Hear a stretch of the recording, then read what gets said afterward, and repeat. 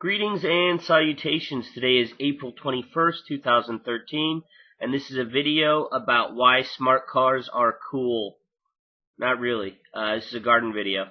So, unusual for me, we're going to start off in the front yard this time. This is the first time I'm showing everybody this. And these are all different types of tiger lilies. They're all going to be different colors, and I planted I think 109 bulbs in this bed in the front yard.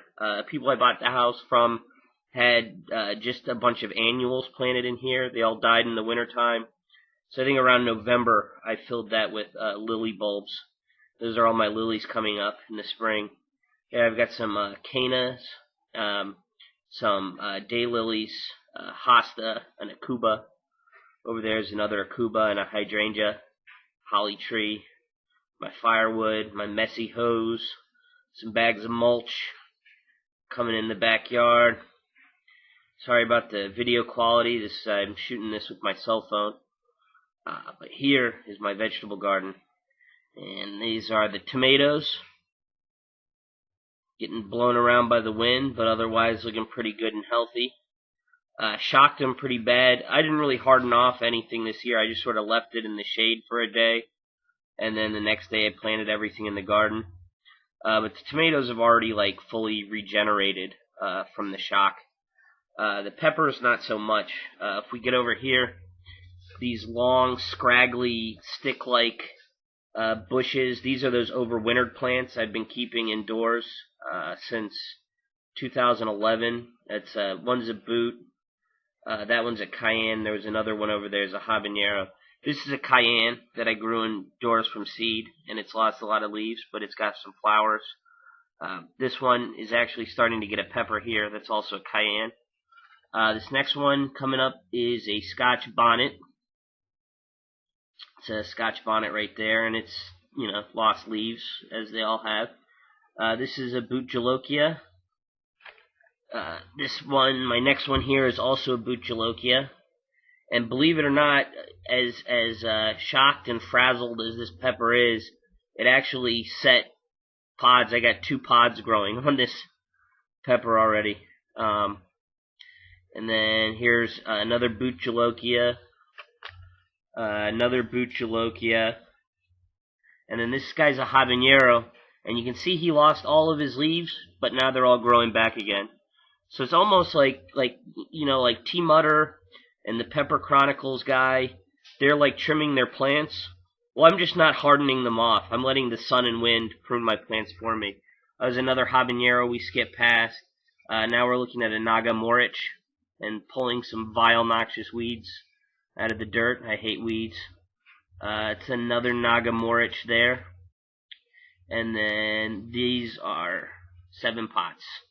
And that's a 7-pot too. Those are both 7 pots. And there, I'm putting my hand down so you can see some scale, just because they look small on my cell phone camera, but they're pretty good sized plants. This guy is a hot paper lantern, and yeah, I'm showing you more where his new leaves are growing back from the leaf scars. And then after him are 2 red fatales, and then that red fatale is really little because my fiance broke it in half by dropping the grow light on it, doing some laundry. All these little guys we're walking past now are jalapenos. If you remember from my earlier videos, none of my jalapeno seeds germinated. So I just went to Home Depot and I lined the coffers of the people at Bonnie Plants, spending money on plants that I could have grown from seed. But whatever, I don't really have enough room to grow this many plants indoors anyway, so it's good that I bought a bunch of jalapenos. My cucumber seeds didn't germinate either, so I ended up buying cucumbers. I only got 4 of them. They're burpless hybrid, and those are my cucumbers. And then after my cucumbers, these are assorted summer squashes, all yellow varieties. Some are crooked neck, or crook neck as they call them, and then others are the regular straight neck yellow squash. They taste comparable to zucchini. And then these guys on the end are green beans. First time ever growing green beans. I've grown other types of common beans, like kidney beans and stuff, but my fiance made me grow green beans, so that's what it is. Now these are the grapevines, and look at that bud break. We got little leaves and buds sprouting out of our Cabernet Sauvignon. All the scions, these grafted little vines on the other side of the rootstock, are full of buds, and a lot of the buds have broken open and leaves are coming out now. So that's pretty cool. I'm excited about that. This one hasn't really popped yet, but it's got a big bud on it. Yep, there's the bud right there. It's getting ready to pop any day now. And then this next one here, I think, hold on, I'm having trouble finding it on my camera. Yeah, I can't see anything with the sun. There it is. And you can see it's got a big bud, but it's like the least developed of all of them.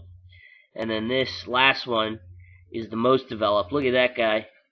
He's just got big old green growth all over him. He's got like 3 nice green leafy bits coming out of him.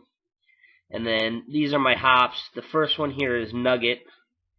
And Nugget has just now barely sprouted out of the ground. That's the first vine coming up from the Nugget rhizome. And I'm pretty psyched about that.